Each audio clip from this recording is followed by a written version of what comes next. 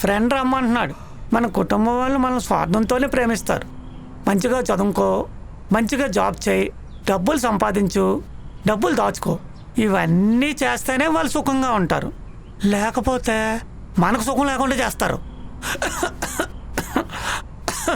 వాళ్ళ స్వార్థం కోసం మనతో ఇవన్నీ చేయించి మేమేం చేసినా మీకోసమే కదా అని దొంగ ప్రేమలు చూపిస్తారు.